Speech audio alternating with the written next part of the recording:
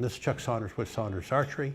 Today I'm going to tell you how not to shoot a wrist rocket. There are a lot of things that you can do wrong. Some of them come really pretty naturally and you have to fight those tendencies. Other ones are a little bit more subtle, and it's just important to be able to point these things out.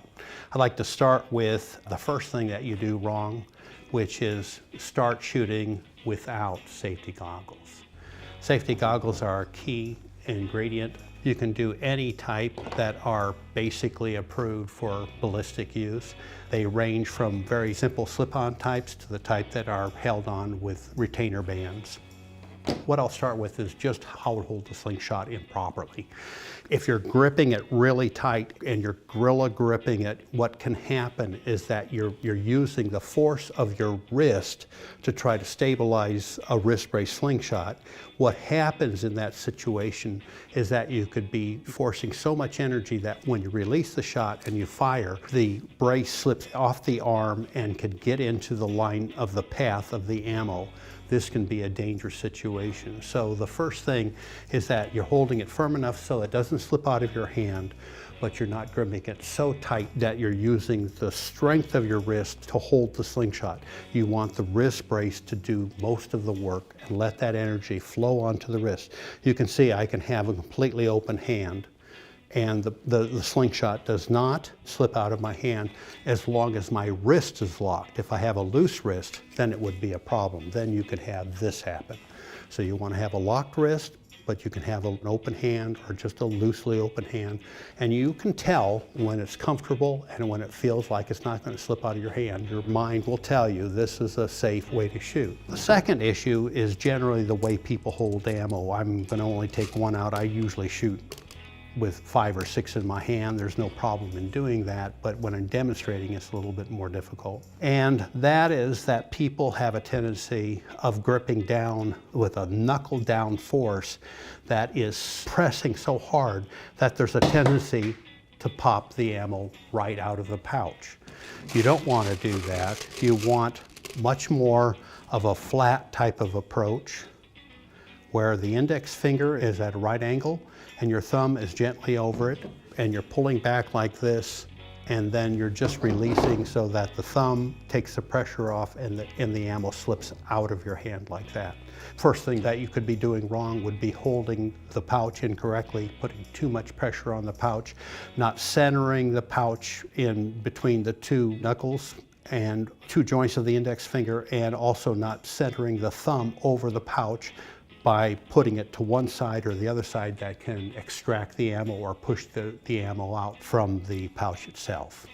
Discussing the next two major factors are your posture and your stance. Posture is you want to be erect, you don't want to be slouched, you want to have just basic, good, fundamental posture. One of the most commonly observed tendencies for people is to shoot with them shooting the wrist rocket facing straight in front of them, like this. They will take it and they'll kind of go like that, thinking this is the way that they're going to hold it. The reality is that you're using an archer stance. The stance is going to be what is called an archer stance. I said how most people have a tendency of shooting this way. In the archer stance, you're gonna draw a line through your 2 feet with the foot closest to the target slightly back. That's called an open stance. The one thing that I don't want to do is I don't want to shoot without the safety glasses, no matter how much I'm trying to show you what not to do. This is something that's so important because so many things can go wrong. You don't know if there's going to be a ricochet. If you're shooting glass ammo, you don't know if you're going to hit something hard. You could damage it. You could have wild shots. There are just a whole lot of things that could go wrong. The one thing that you don't want to go wrong is to lose an eye. So please always wear safety glasses. So when we get to the stance, we're going to avoid shooting like this. I'm going to aim at that, but I'm not going to do it. That's what people want to do. You want your arm out to the side. You tilt your head. You lock your wrist, you leave your hand loosely open, but comfortably so they could tell it's not going to slip out.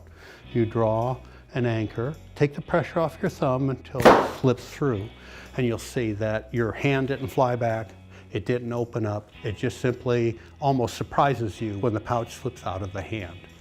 So equally important is unlocking the wrist that pulls the pouch. By keeping the wrist action free and the motion of the wrist unlocked, it helps align the hand and the wrist to the draw of the power bands. And by doing that, you keep a true plane for the pouch to be released. If you lock your wrist and you hold the pouch in such a way that the pouch is facing upward, it's going to flip over the fingers when you release, and this can cause a wild shot. This didn't happen this time, but it does happen quite often that the bands will be tangled.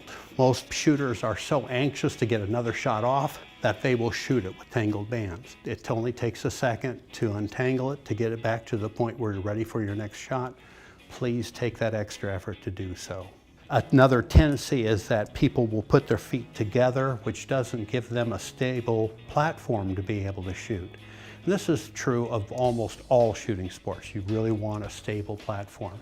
So you'll have a tendency of putting your feet together, and you might have your body twisted like this, and you will have a tendency to do things like maybe look like this as opposed to like this, which is in relationship to which eye is dominant.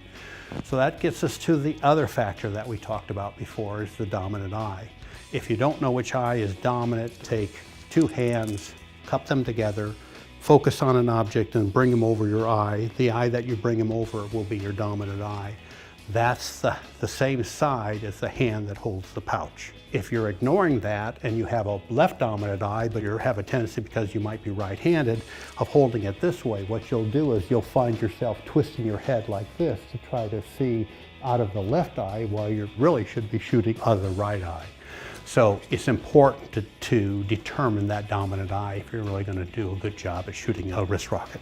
That's essentially it. Important thing, as always, is to shoot safe, honorably, and well. This is Chuck Saunders with Saunders Archery, wishing you good shooting.